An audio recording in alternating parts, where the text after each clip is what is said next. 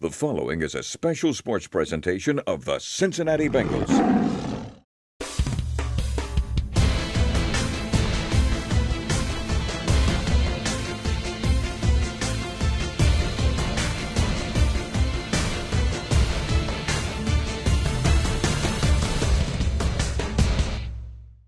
Hi again, everybody, and welcome to Bengals Weekly. I'm Dan Horde. He is Dave Lapham. This Sunday, the Bengals host the Pittsburgh Steelers, looking to knock off an AFC North rival. Looking back at last week's game in Oakland, the end result was obviously disappointing, but the defense did some very good things. That was an Oakland team that had scored 24 or more in 6 consecutive games, tying a team record. The Bengals held them to 17. That's a winning performance. You hold a team to 17 points on the road in the NFL. That's a winning performance defensively. Their best showing since Seattle, since the opener. And I think it was along the same lines. Seattle's offensive line, big, powerful. Oakland's huge, 6'8", 180-pound right tackle. I mean, you have to be aggressive with those guys because they just want to maul you. And the Bengals really did a good job of that. I mean, Oakland only had eight giveaways going into the football game. The Bengals got them twice. They'd only given up 12 sacks all year long. The Bengals get 3 sacks. 5 different guys got a tackle for loss. So they were aggressive. They were penetrating. They were making some plays. Now, granted, they did get chunked 9 times. 9 plays they gave up 20 yards apiece. So it was a track meet between the 20s. And the final thing they did, Derek Carr had thrown the football for well over 230 attempts without an interception, and that ended. The Bengals picked him off, and that's the longest run in about 25 years. He had been really taking care of the football. Defense provided this week's clutch performance. It is brought to you by Bridgestone Tires, clutch performance in the world. Carr back to throw, chucks it over the middle, and it's picked off by Jesse Bates. His second in as many weeks, and the Bengals will take over at the 46-yard line of Oakland. How about Jesse Bates reading that thing out, going to the middle of the football field? Jesse Bates says, I got you. Time for our weekly visit with Bengals head coach Zach Taylor. Let's start with the biggest positive last week, and that was the play of the defense. 3 sacks, couple of takeaways, and you held a team that had been hot to 17 points. What was the key to excelling on defense in your eyes? Well, I think we had a healthy defensive line for really the first time I can recall all season, and those guys we challenged them to swarm to the ball and create some turnovers. Certainly saw improvements in both those areas, and to hold them to 3 points in the second half should be enough for us to win the game. Jesse Bates had an interception for the 2nd consecutive week. How has he been playing? He's certainly getting better, and I thought it was a great call there. We got into a double-double call, and Jesse played it really well with the disguise, and looked like he caught Carr off guard there. Ryan Finley made his 2nd start. Some growing pains are to be expected. What did he do well? Where did he struggle? I certainly think over the course of the game, you see a lot of areas that are exciting. He extended some plays and had 3 good carries with his feet that really gave us some life there. But like any young player, there's always room for improvement, and you just want to make sure we don't make the same mistakes twice. And I think, look forward to seeing him in his 3rd game as a starter. How much rope does he have as you try to balance evaluating him and his NFL potential and trying to give your team the best chance to win? Yeah, that is, we feel like he gives us a great chance to win, and he's only going to improve every single week. And so, it's kind of a process of us finding how this offensive unit is best with him, what plays to call, and we certainly feel like we're going to be heading the right direction with him. We saw Gio and Joe Mixon playing together more than they had in any other game this season. What do those guys as a group do for you offensively? Well, it's 2 talented playmakers. That's really the key, is how do we keep getting our playmakers the ball, and some of those times call for them to be on the field at the same time, and I thought Gio had some good plays for us. You had a couple of screen plays called that could have gone for huge gains. One was dropped. Another time it looked like 2 players blocked one person instead of each blocking a guy that could have made the play go. Are those the type of little mistakes that are really hurting you on offense? Those are explosive plays, potential touchdowns in our eyes that hold us back, and we're counting on those plays. As you see, it's difficult for us sometimes to get the ball down the field. So we need some of those plays where we feel like we got a good design and opportunity there, and we got to step up and make those plays. You had 173 rushing yards. That's the most since 2016, and it comes a week after you had 150 plus. Do you feel like you are building something sustainable in the running game? We do. We feel like it's all starting to gel together for us. We're starting to find our identity of what we do well as the 2019 Bengals, and And so that's certainly an area that we've seen improvement really over the last 3 weeks since the Rams game, and we feel like we're trending in the right direction there. You want your playmakers to want the ball. Yeah. Tyler Boyd was naturally disappointed that he only had 3 targets and 1 catch last week. Do you have to find a way to make sure that he is more involved, to keep him engaged? We got to make sure that he's a big part of the game plan, and there's certainly ways we can help that going forward. But at the same time, we're counting on those guys to help us in all areas, and so there's certainly room for every player on that offense to play better in the run game, in the pass game, create some separation. So we're still challenging all those guys in those areas. You face the Steelers this week. It's a team that has been winning on defense. They're among the NFL leaders in takeaways. They've been scoring touchdowns on defense. What makes that defense so explosive to the point where they come up with the big plays and help their team score? Well, they've got playmakers in all 3 areas of that defense. Their defensive line really collapses the pocket, does a great job against the run. Linebackers are really athletic. The nickel's one of the great pressure nickels in this game, and then the secondary, they're only getting better every single week. They got Joe Hayden, Minka Fitzpatrick, all those guys back there that are really making plays for them. You faced Mason Rudolph in his 2nd game as their starting quarterback, and they did a lot of gadgety type stuff, for lack of a better word, with shovel passes and the jet sweeps and wildcat stuff. Did they continue to do that after that game, or was it kind of a one-night thing? Yeah, it's toned down quite a bit since then, and that's obviously because they're getting a young quarterback more experience. They feel comfortable with him. He's seeing the field well, and trying to give those guys an opportunity. And so, he's certainly a guy who plays better every single week he's gotten the start. Is it helpful to have played him once? It doesn't hurt. Anytime you've played against a quarterback, it eliminates that element of surprise. But again, certainly like any young quarterback, he's gotten better every single week he's played. Best of luck this week. Thank you. We'll put Zach on the telestrator when Bengals Weekly continues. Bengals Weekly is brought to you in part by Fifth Third Bank, on the field, in the weight room, and in the community. Fifth Third Bank and the Bengals are driving to better. Learn more about the drive to better at Bengals.com/53. And by McDonald's, the greater Cincinnati area. McDonald's owner-operators are proud sponsors of the Cincinnati Bengals. Really enjoy this portion of the show because it's time to learn something more about football from Bengals head coach Zach Taylor. What do you got, Coach? So this first play we had early in the game, we were in 12 personnel, so we got 2 tight ends, 2 receivers in the game. Typically they had played nickel defense to 12 personnel, but against us they rolled base out there, so they got the 40 linemen, the 3 linebackers. But we felt like we were going to have a soft edge up top, so our tight ends do a good job trying to pin the box. We get a puller out in front, and as you can see here, both interior linemen pulling the guard and the tackle.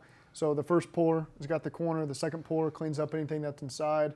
CJ does a good job trying to get on 35 here down the field, and Joe's got a nice explosive play on the first play of the second drive there. So good start to the run game there.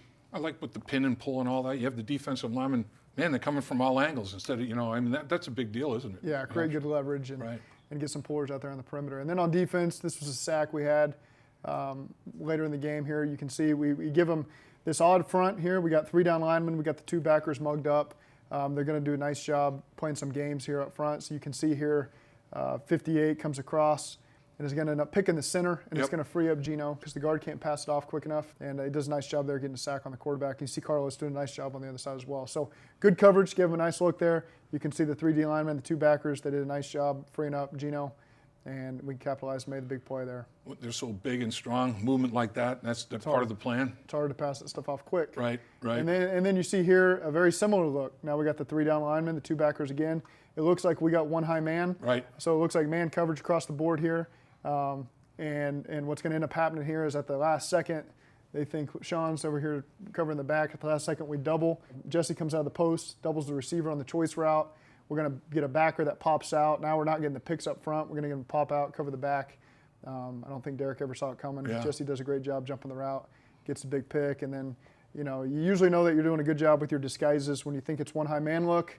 He uses his eyes to try to pull him away, comes back to his choice route, and then you see this kind of reaction from the quarterback afterwards. Like what? Let you know that where did he come from? I know something coming. So he had thrown over 230 straight passes without an interception. Best streak since in 25 years. That was a big takeaway right there. Yeah, they did a nice job. Good luck this week. Appreciate it. Hey, Bengals fans, it's the McDonald's Pounder Play of the Game, brought to you by the Quarter Pounder and Double Quarter Pounder with cheese. So tackle your toughest appetite and pound one today. Toss sweep to the right, and Joe Mixon spins around, stays on his feet, nice. running toward the end zone. Man. Touchdown! Man. Bengals! As Joe Mixon comes home to the Bay and runs it in for the first time this season.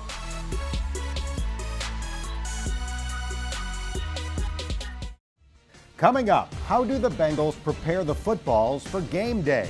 We'll show you when Bengals Weekly returns. Show your Bengals spirit by joining the Who Day Ladies, presented by Kleenex, Kotex, and Cottonelle. Members will receive exclusive club gear, access to special club events, and so much more. For more information and to sign up, visit Bengals.com/ladies. This week's Drive to Better is presented by Fifth Third Bank, where it pays to Who Day.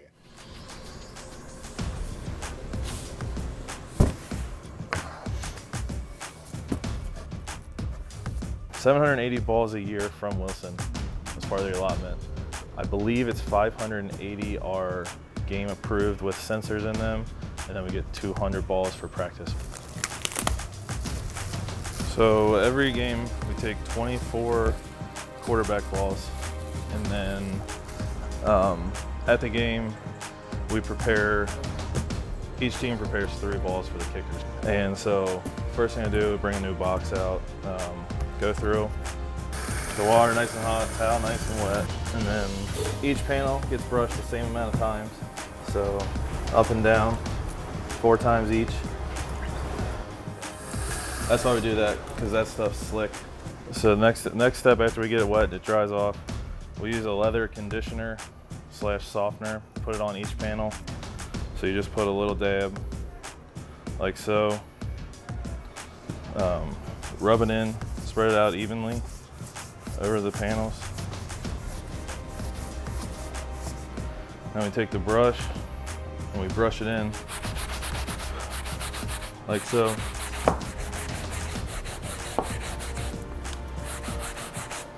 And then we let that sit for 12 to 24 hours, let it all soak in. So then this is the result. As you can see, it's already much darker than when we started. And then after it sits for those 24 hours, we get our mud station set up. We usually just do it right here at the counter. You take the mud, and just like with the leather conditioner, you cover each panel, solid coat, and you let it sit for 2 to 3 minutes, so it dries a little bit, but not too much. So that's the mud. That's about the right consistency that we'll put on the ball when we brush it off. So, and then you brush it off, and you just brush as hard as you can until it's nice and dark, and it'll have a really nice tacky feel to the football when you're done with the mud. And after you do all that, it'll come out looking like this. This season, every time the Bengals complete a drive of 53 or more yards, Fifth Third Bank will donate $530 to student loan relief. Enter for the chance to win at 53.com/Bengals. The Bengals and Cincinnati Children's have teamed up to end childhood obesity by making the next generation of youth the most active and healthy. Multiple Play 60 events have been held at Paul Brown Stadium this year, including when Hamilton City Schools participated in the fun earlier this season. Who Day and Bengals were on hand to help teach and demonstrate the importance of being active for 60 minutes each day. For more information and to join the movement, visit Bengals.com/play60. Now time for this week's X's and O's segment. The Pittsburgh Steelers are 5-5 despite losing Big Ben early this year. They're doing it on defense. They really are, and they got some great players defensively. Minkah Fitzpatrick, what a trade that ended up being. He's tied for the league lead with 5 interceptions and 1 that he took to the house, and this is the one. Let's take a look. Tight end's going to be coming down the middle of the field, going to get linebacker depth in the drop. It's going to be all good. Watch Hoyer. For a veteran quarterback, he just zeroes in on the tight end. I mean, he's not making it, trying to look anybody off. Linebacker thinks I have a shot at it. Minka says, I'm going to break on it. I'm going to come over the top, break on it. Not only break on it, I'm going to take it back to the house. What a play. The Colts are in scoring range. They're going to kick at least a field goal, worst case scenario. 10-point swing right there, maybe 14-point swing. Minka Fitzpatrick making the play. Great football player. Cameron Hayward. He plays the run as well as any interior defensive lineman in the NFL, in my opinion. Here's the other thing that he can do.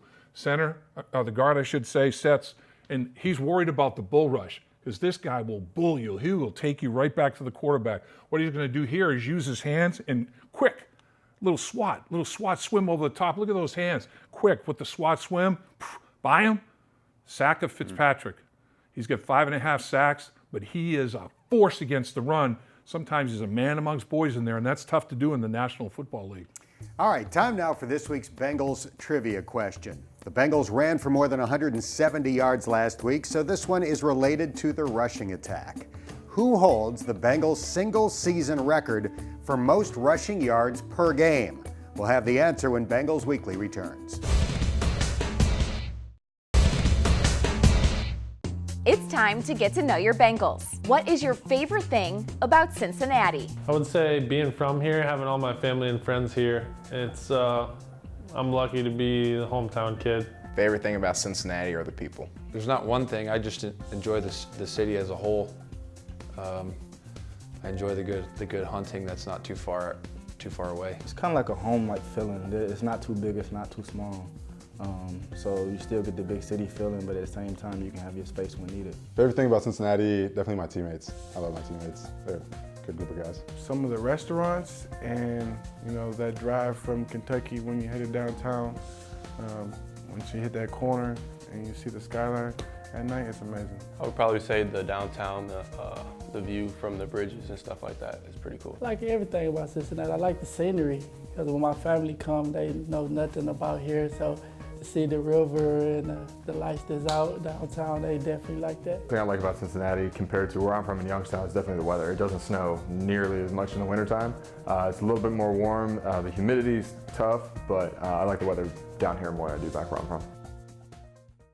Welcome back. Time to answer this week's Bengals trivia question. Who holds the Bengals' single-season record for rushing yards per game? Good one. Great research by you as always, my man. The late, great Cedric Benson played 13 games in 2009 and averaged 96.2 yards per game. Cedric Benson was the offense in 2009. They pounded the rock behind Big Ced. For a team that captured the AFC North title. Here's a reminder to join us for our Bengals radio shows this week. On Wednesday night, we'll be in the studio for the Bengals Game Plan Show presented by Bud Light. That's from 6 to 8. And then on Friday afternoon, we'll be at Buffalo Wings and Rings in Finneytown for the Bengals Pep Rally Show, 1/2 hour earlier than usual from 2:30 to 5:30. Now time for the Sideline Report brought to you by Tri-Health. It was a scary moment last week in Oakland when Auden Tate had to be taken off on a stretcher. Thankfully, it looks like he's going to be fine, and the medical team did a great job. They did. Paul Sparling and crew decided to err on the side of caution. Anytime you're dealing with the neck or the head, you want to be totally cautious, because what if there's a cracked vertebrae? And if he moves around, it becomes worse than just a cracked vertebrae. So you want to make sure that you take every precaution. And as a former player watching it, you hate to see a guy strapped to a piano board with his face mask taken off and just strapped down. He gave the double thumbs up to everybody, but I thought one of the biggest signs of this team still being together was everybody going out on the football field when Auden Tate was put on that stretcher. Every player was out there checking on Auden Tate. That tells me this team is still a family. All right, let's get to Lap's keys for beating the Pittsburgh Steelers. All right, we're going to get down to some elementary stuff here. Turnover ratio. Mason Rudolph threw 4 interceptions against the Cleveland Browns. They were -4. Very uncharacteristic for them, because on the season they're +9, tied for second best in the NFL. The Bengals at -11 are 30th. So the Pittsburgh Steelers have 26 takeaways, second only to the New England Patriots, who have been thieves, no question, in terms of takeaways. Third down. Against the Raiders, the Bengals converted 23% on third down. The Raiders went 47%. Huge disparity. First game against Pittsburgh, 29%. can't win games converting less than 30% on third down. So the Bengals are going to have to get that figured out on the offensive side of things, and don't let them convert over 40% like they did against the Oakland Raiders. Sack ratio, this one's a big one. The Bengals were -8 the first time. They let up 8 sacks, didn't get any. On the season, Pittsburgh's +19, third best in the NFL. They've accumulated 34 sacks, number 4 in the NFL, only allowed 15, tied for second best. The Bengals on the flip side, 23 sacks, -23 on the ratio, 31st in the NFL. So that has to change. The other thing though, Dan, is the yardage on the sacks, the hidden yards. The Bengals are -169 on sacks, 32nd in the league. I mean, that's a bunch of debits to your hidden yards account of field position. On the flip side, Pittsburgh's +115. I mean, that's some credit right there to your hidden yards field position. Pittsburgh's 11.5 first downs that they don't have to worry about. The Bengals almost 17 first downs they have to worry about because of those hidden yards on those quarterback sacks on the sack ratio.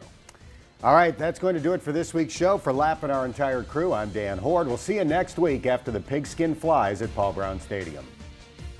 Bengals Weekly was brought to you in part by McDonald's. The greater Cincinnati area McDonald's owner-operators are proud sponsors of the Cincinnati Bengals.